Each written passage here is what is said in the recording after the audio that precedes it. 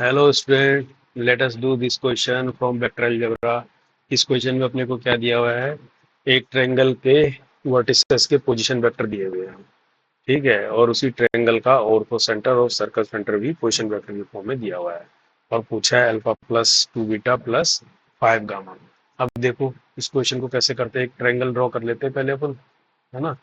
ये triangle draw कर लेते हैं अपने ये मान लिया हमने एक ट्रायंगल बना लिया। ठीक है, एक ट्रायंगल बना लिया, मान लीजिए ए बी सी एक ट्रायंगल है। ठीक है, तो ये जो ट्रायंगल है इसके जो पोजीशन वेक्टर दिए हैं, पोजीशन वेक्टर क्या है? ए के पोजीशन वेक्टर दिए हैं 4p plus Q minus 3r। मान लीजिए इसके पोजीशन वेक्टर क्या है? 4p plus Q minus 3r, है ना। तो अगर पोजीशन वेक्टर किसी के रेस्पेक्ट में तो होंगे, अगर हम पोजीशन वेक्टर को ओरिजिन के रेस्पेक्ट में मानते हैं, है ना, तो ए के पॉइंट क्या होंगे? ए के पॉइंट होंगे 4, 1 एंड -3 होंगे। ठीक है, क्योंकि विद रेस्पेक्ट टू ओरिजिन माना है, ओरिजिन के कोऑर्डिनेट 0 0 मान रहे हैं हम इसके, है ना। किसी के रेफरेंस में मांगे ना, हमने ओरिजिन के मान लिया। अब इस तरफ बी है, ये 5p plus Q plus 2r, तो इसके पॉइंट हो गए -5, 1 और 2। और इसके थर्ड के क्या हो गए? 2, -1 और 4। ये इसके क्या हो गए? कोऑर्डिनेट्स हो गए। तो इसका सेंट्रॉइड अगर कहीं पड़ रहा है जी, तो सेंट्रॉइड के कोऑर्डिनेट क्या होते हैं? सेंट्रॉइड के कोऑर्डिनेट होते हैं इनके फर्स्ट कोऑर्डिनेट के प्लस डिवाइडेड बाय 3, यानी 4 -5 प्लस 2/3 एक होंगे।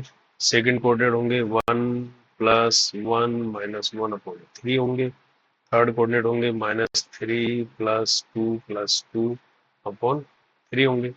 कहने का मतलब ये क्या निकल आएंगे इसके कोऑर्डिनेट? इसके कोऑर्डिनेट निकल आएंगे 1/3, 1/3 और 1/3 निकल आएंगे इसके सेंट्रॉइड के कोऑर्डिनेट इस ट्रायंगल के। ठीक है, अब ये कह रहा है कि सर्कम सेंटर और ऑर्थो सेंटर की पोजीशन वेक्टर दिए हुए इसमें।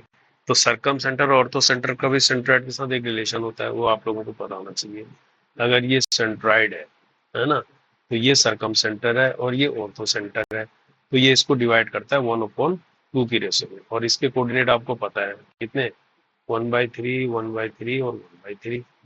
अब इसका भी पोजीशन वेक्टर दिया है, सी का भी, है ना, सर्कम सेंटर का और ऑर्थो सेंटर का भी। तो ऑर्थो सेंटर का दिया है p plus Q plus R कौन 4। इसको भी हम ओरिजिन के रेस्पेक्ट में मानेंगे, सबको जब ओरिजिन को रिफरेंस मान रहे तो इसके कोऑर्डिनेट हो जाएंगे हमारे पास 1/4, 1/4 एंड 1/4 किसके? ऑर्थो सेंटर के। और सर्कम सेंटर के क्या होंगे? ये दिया है, तो इसके कोऑर्डिनेट हो जाएंगे अल्फा, बीटा एंड गामा। तो यहां से जो निकलेगा तो 1/3 किसके बराबर निकलेगा? पहला वाला कोऑर्डिनेट, है ना।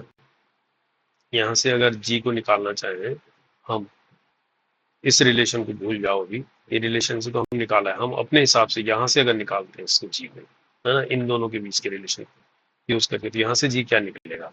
है ना, यहाँ से जी निकलेगा 2 इंटू अल्फा, है ना, m2 x1 ऐसे होता है ना, 2 इंटू अल्फा है, m1 x2 यानी +1/4, है ना, अपन होगा m1 प्लस m2, 1 + 2 यानी 3। ये आ जाएगा पहला कोऑर्डिनेट।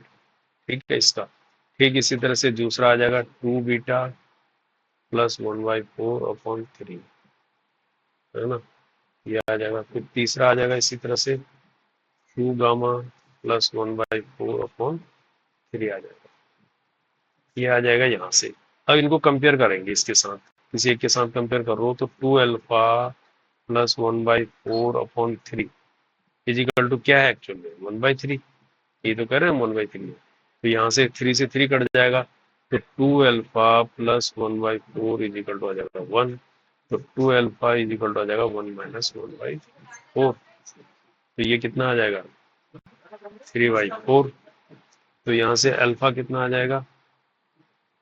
अल्फा इजिकल टू आ जाएगा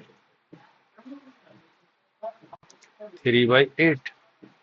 ठीक इसी तरह से बीटा भी आ जाएगा, बीटा भी आ जाएगा आपका कितना? बीटा भी आपका 3/8 ही आएगा, क्योंकि सब बराबर ही है ये, 3/8, है ना। और गामा भी आ जाएगा 3/8। ठीक है, तो अपने को निकालना क्या है इसमें? निकालना है अल्फा 2 बीटा प्लस 5 गामा, ये हमको निकालना है alpha plus 2 beta plus 5 gamma.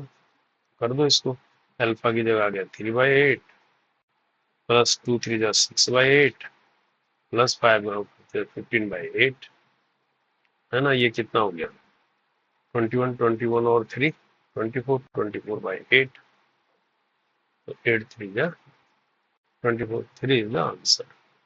तो ये इसका सिंपल अप्रोच है इस क्वेश्चन का, ठीक है। तो ए इसका आंसर हो गया।